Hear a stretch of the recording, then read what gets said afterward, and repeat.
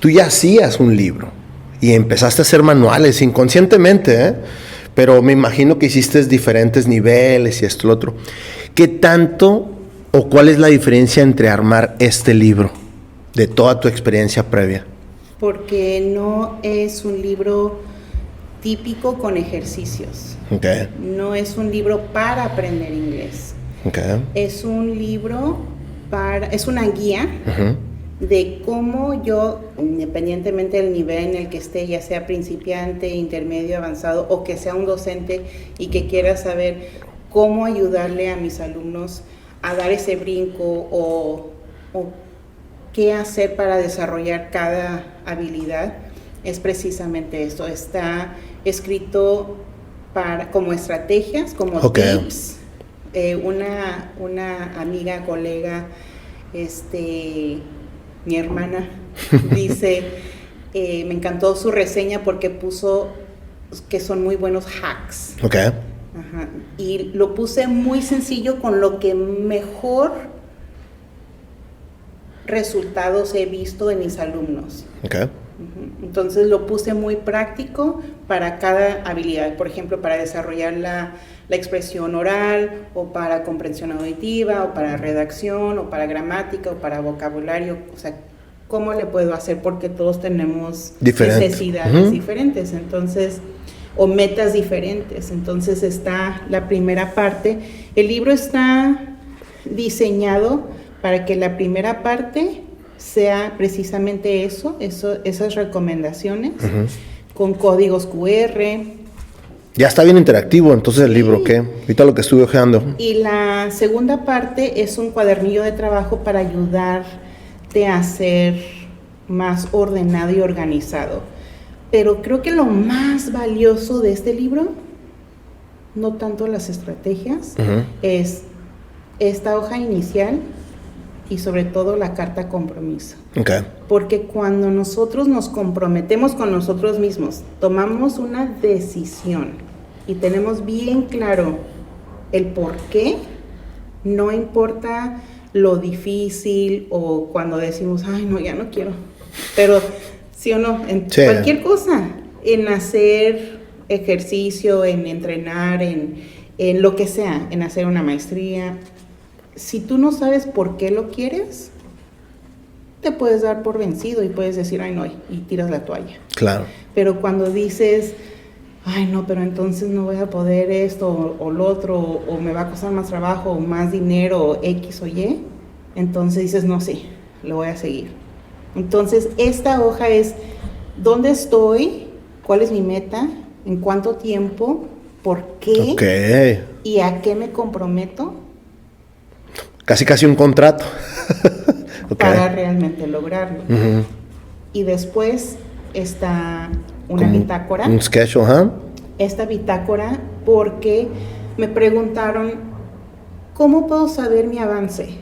Y le dije, precisamente con esta bitácora, o no necesariamente esto, porque esto es un ejemplo. Claro. Sino que al momento que uno registra sus avances, es como cuando haces un journal de gratitud y empiezas a entrenar tu mente, a enfocarse en lo positivo, en lo bueno, en lugar de que, ay, es que siempre todo me pasa mal, nada, o sea, todo en contra de mí y nos hacemos víctimas. Creo que todos hemos pasado por eso en algún momento, pero en cuanto cambias el ángulo con el que ves las cosas y dices, a ver, una cosa que aprendiste hoy.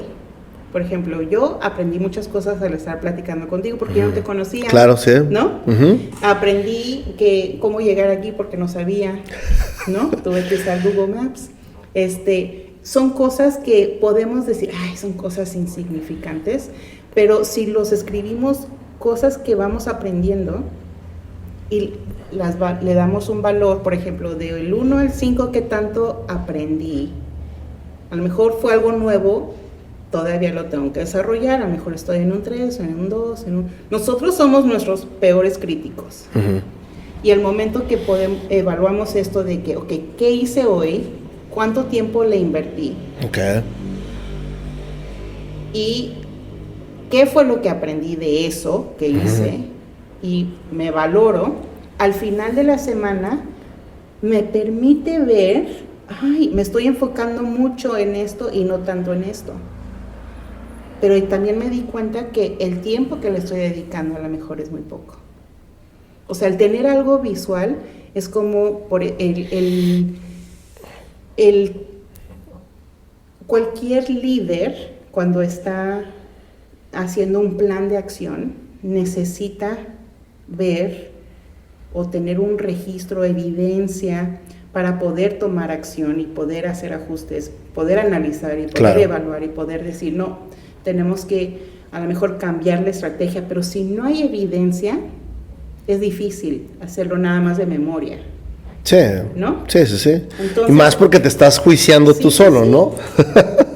Y esto, por eso lo incluí, porque esto está dirigido más a autodidactas, porque no es un libro como para vender escuelas y demás, sino si tú quieres tomar clases y tú quieres aprender, y aunque estés tomando clases en una escuela o tengas a un maestro particular o algo, te va a servir. O sea, ¿qué fue lo que aprendiste hoy? Y así te das cuenta, y alumnos que decían, ay, sí es cierto, o sea, ya me di cuenta que no le estoy dedicando el suficiente tiempo o que me estoy enfocando mucho nada más en una área. Uh-huh. Y ya al final están ya por secciones pero igual son ejemplos para que de aquí puedan después continuar en un cuaderno, cómo aprender vocabulario o ampliar su léxico. Claro, es bien importante eso. Uh-huh. Sí, porque tendemos a usar el mismo vocabulario. Sí. Entonces, en lugar de buscar en un diccionario, yo les recomiendo buscar en un tesauro, uh-huh, que es un diccionario de sinónimos y antónimos. Uh-huh. Entonces, en lugar de, ¿qué significa accountability? Uh-huh. ¿No? Buscas sinónimos para que tengas una idea de acuerdo al contexto, claro, porque también eso va a variar de acuerdo al contexto, el significado. Sí. Y lo opuesto, si tú comprendes una similitud y lo opuesto, va a ser mucho más fácil que comprendas por el contexto lo que significa, y no en el diccionario. Por ejemplo, actuar o actor, el que actúa, pero ¿qué es actuar? ¿O qué es actúa? Te tienes que ir a buscar, y cada vez te lleva así de que, y eso es lo que hace que muchos ni siquiera busquen el significado de las palabras, porque se revuelven.